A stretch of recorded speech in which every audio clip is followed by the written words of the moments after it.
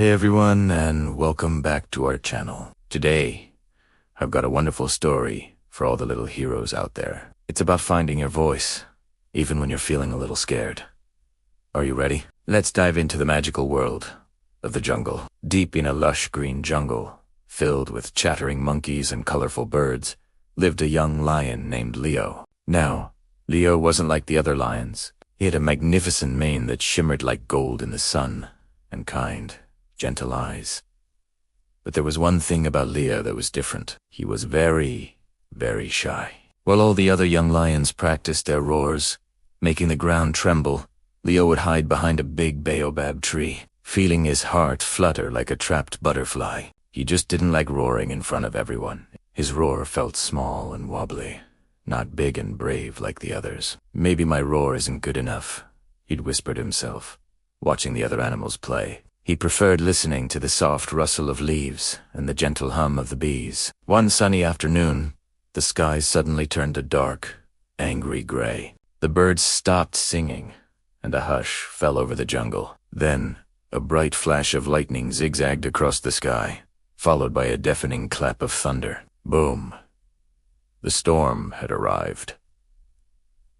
Rain began to pour down in thick, heavy sheets. All the animals scurried for cover, their eyes wide with fear. The wind howled and whipped through the trees, making them sway and groan. Leo huddled under a rocky ledge, his whole body trembling. He had never seen a storm this fierce before. It felt like the whole world was shaking. Through the curtain of rain and the roaring wind, Leo saw something. A tiny, white fluff ball was trapped. It was a small rabbit, stuck under a heavy branch that had been knocked down by the wind. The little rabbit was squeaking in terror, trying desperately to pull its leg free. All the other animals were too scared to leave their shelters. They could hear the rabbit's cries, but the storm was just too powerful. Leo's heart ached for the little creature.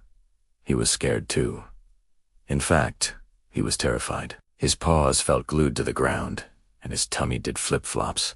He wanted to run and hide until the storm was over. But then, he looked at the frightened rabbit again. He saw its tiny, trembling body and knew he had to do something. He couldn't just stand by while someone was in trouble. He remembered his father once telling him, "A true king is brave, not for himself, but for others." Taking a shaky breath, Leo closed his eyes. He thought about all the times he felt small and quiet. He thought about how much he wanted to be brave. He pushed all his fear deep down and gathered all the courage he could find. It felt like a little spark glowing inside his chest. Leo took another, deeper breath, filling his lungs with the stormy air. He puffed out his chest, stood as tall as he could, and let out a roar. It wasn't a small, wobbly roar this time. It was a mighty, powerful roar that echoed through the entire jungle, even over the sound of the thunder. It was a roar that said, "I am here, and I am not afraid." The sound was so loud and strong that it startled the other animals out of their fear. The monkeys peeked out from the leaves.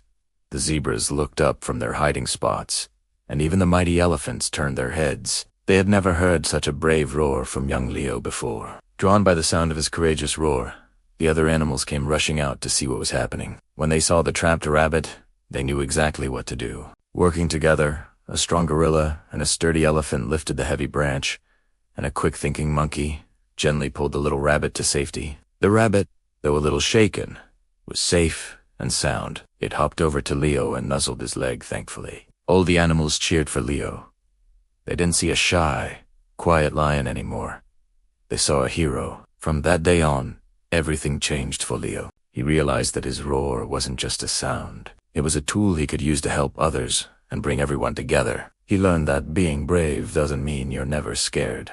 It means doing the right thing even when you are. Leo was no longer ashamed of his roar. In fact, he was proud of it. He practiced it every day, not to show off, but so he would always be ready to help a friend in need. And whenever he let out his big, confident roar, the whole jungle would smile, because they knew they had a brave and kind friend watching over them. And the moral of our story is that courage and confidence can make a huge difference, not just for you, but for everyone around you. Your voice, no matter how small you think it is, has the power to do amazing things. Thank you so much for listening to Leo's story today. I hope you enjoyed it. If you did, don't forget to hit that like button and subscribe for more wonderful stories. See you next time. Bye.